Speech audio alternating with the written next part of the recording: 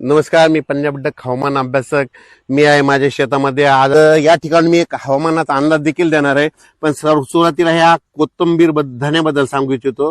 हे याच्यामध्ये धने कशामुळे टाकलेत हरभऱ्यामध्ये? याच्यात जर हरभऱ्यामध्ये जर धने टाकले तर काय होतं की त्याला फुलं लागत येतात. फुलं लागल्याच्या नंतर मधमाशा येतात. मधमाशा आल्यामुळे परागीकरण होतं आणि परागीकरण झाल्यामुळे हरभऱ्याचं आवरेज वाढतं. म्हणून हे केलेलं आहे. हे पाहू शकता प्लॉट. आणि या ठिकाणी महाराष्ट्रात शेतकऱ्याला अंदाज देणार आहे. 15 डिसेंबर पासून तर 30 डिसेंबर पर्यंत राज्यात कसली प्रकारचा पाऊस येणार नाही. फक्त थंडीची लाट राहणार आहे. थंडी वाढतच जाणार आहे. म्हणून हा अंदाज सर्व शेतकऱ्यांनी लक्ष द्यायचा. म्हणजे सांगायचं झालं तर पूर्व विदर्भ, पश्चिम विदर्भ, दक्षिण महाराष्ट्र, उत्तर महाराष्ट्र, कोकणपट्टी, खानदेश, मराठवाडा सगळीकडे तीव्र थंडीची लाट येणार आहे. म्हणून हा अंदाज सर्व शेतकऱ्यांनी लक्षात घ्यायचा. म्हणजे सांगायचं झालं तर राज्यात जवळपास देशभर या 30 डिसेंबर पर्यंत देशभर सगळीकडे तीव्र थंडी राहणार आहे. म्हणून हा अंदाज लक्षात घ्यायचा. म्हणजे सांगायचं झालं तर म्हणजे देशात देखील तीव्र थंडी या 30 डिसेंबर पर्यंत असणार आहे. म्हणून हा अंदाज सर्व शेतकऱ्यांनी लक्षात द्यायचा. पूर्व विदर्भ त्याच्यामध्ये निफाड, पुणे, परभणी ह्या पट्ट्याचा पारा काही ठिकाणी 7 अंश, कुठं 8 अंश, कुठं 9 अंशावर जाणार आहे. म्हणून हे देखील लक्षात द्यायचं. यावर्षी जानेवारीमध्ये देखील थंडीची खूप चावल राहणार आहे. म्हणून हा अंदाज सर्व शेतकऱ्यांनी लक्षात द्यायचा. म्हणजे ज्यांच्याकडे हरभरा असेल तर तुम्ही फवारण्या करू शकता.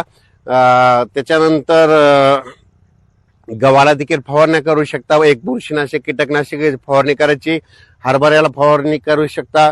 डाळिंब शेतकऱ्यांनी काय करायचं, ह्या थंडीचा अंदाज घेऊन काय फवारण्याचे नियोजन लावायचं. द्राक्ष शेतकऱ्या बागायतदारांना थंडी खूप राहणार आहे म्हणून त्याचं देखील नियोजन लावायचं. म्हणजे सांगायचं झालं तीव्र थंडी असल्यामुळं नेमकं तुमच्या द्राक्ष, डाळिंबा कोणतं कीड रोग येऊ शकतं त्याबद्दल तुम्ही तुमचं ते तयारी करू शकता. पण राज्यात मात्र कसला 30 डिसेंबर पर्यंत कसलाच पाऊस येणार नाही. फक्त मात्र थंडी खूप राहणार आहे. उत्तरेकडून वारं येणार आहे. उत्तरेकडून वारं आलं, तुम्हाला एक सांगू इच्छितो, उत्तरेकडून वारं आलं ना आपल्या कानाच्या बाळ्यात थंड पडलं की समजायचं कोणत्याही पिकावर भुरी येते. म्हणून हे सर्व शेतकऱ्यांनी निसर्गाचा सगळ्यात सोपा अंदाज लक्षात घ्यायचा.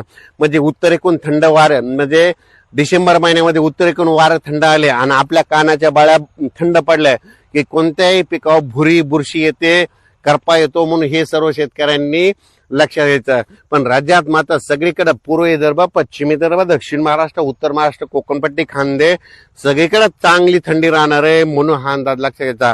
रात्री 11 वाजता अशी चांगली तीव्र अशी हे येईल, वारं सुटल्यानंतर 11च्या नंतर चांगली थंडी जाणवायला सुरुवात होणार आहे. म्हणून हे शेतकऱ्यांना लक्षात घ्यायचं. अचानक वातावरण बदल झाला तर लगेच एक हवामानाचा अंदाज एक इन्स्टाद्वारे देण्यात येईल, युट्यूबच्या माध्यमातून येण्यात येईल. म्हणून हे देखील सर्व शेतकऱ्यांनी लक्षात घ्यायचं.